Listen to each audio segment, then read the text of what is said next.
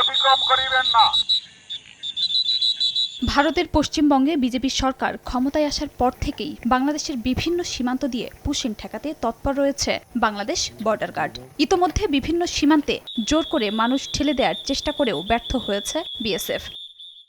এরই মধ্যে পশ্চিমবঙ্গের মুখ্যমন্ত্রী শুভেন্দু অধিকারী বলেন, বিজেপি সরকার ক্ষমতায় আসার পর রাজ্য থেকে ৪,৮০০ বাংলাদেশিকে ফেরত পাঠানো হয়েছে। তবে এ দাবি নাকচ করে দিয়েছে বাংলাদেশের সীমান্তরক্ষী বাহিনী বিজিবি। সোমবার জার্মানির সংবাদ মাধ্যম ডয়েচে ভেলেকে দেওয়া এক সাক্ষাৎকারে বিজেপির উপপরিচালক কর্নেল আবু হাসনাত মোহাম্মদ মাহমুদ বলেন, পশ্চিমবঙ্গে নতুন সরকার দায়িত্ব নেয়ার পর ভারত থেকে বাংলাদেশে কাউকে পুশিন করা হয়নি।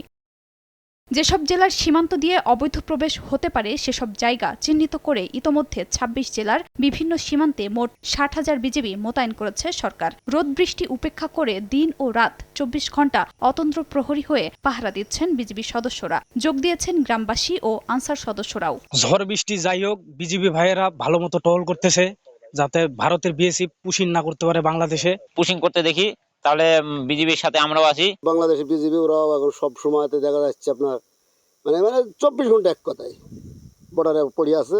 দিনে বাইনোকুলার ও ড্রোন ক্যামেরা এবং রাতে নাইট ভিশন ক্যামেরা দিয়ে সীমান্তে কঠোর নজরদারি রাখছে বিজিবি। আপনারা যদি কোথাও খবর পান যে পুশিং হচ্ছে, আর দেখেন দ্রুত আমাদের ক্যাম্পে খবর দিবেন, আমরা গিয়েই সেখানে প্রতিরোধ ব্যবস্থা করব। সচিবালয়ে প্রধানমন্ত্রীর তথ্য ও সম্প্রচার উপদেষ্টা ডক্টর জাহিদুর রহমান বলেন, বাংলাদেশকে চাপে রাখতে নয়, নির্বাচনী অঙ্গীকার অনুযায়ী ব্যবস্থা নিচ্ছে শুভেন্দু সরকার। সমস্যা সমাধানে কূটনৈতিক উদ্যোগ নেওয়া হবে। পশ্চিমবঙ্গে যে নতুন সরকার দায়িত্বে এসছে নির্বাচিত হয়ে, তাদের নির্বাচনের এক ধরনের প্রতিশ্রুতি ছিল, তাদের একটা রাজনীতি আছে, সেটারই এক ধরনের বহিঃপ্রকাশ। এটা কোনোভাবেই তাদের কোনো ইন্টেনশনালি বাংলাদেশের সাথে সম্পর্ক বা বাংলাদেশকে চাপে রাখতে চাইছেন এরকম আমি মনে করি না। পঞ্চগড়ের বড়বাড়ি প্রধানপাড়া সীমান্ত দিয়ে পুশিনে ব্যর্থ হয়ে ১০ জনকে ফেরত নেয় বিএসএফ। চাঁপাইনবাবগঞ্জের বাঙ্গাবাড়ি সীমান্ত দিয়ে বিএসএফের ২৮ জন নারী পুরুষকে শূন্য রেখায় ৩ দিন রেখে ব্যর্থ হয়ে তাদেরও ফিরিয়ে নেয় ভারতীয় সীমান্তরক্ষী বাহিনী। খাদিজা স্বপ্না, সময় সংবাদ।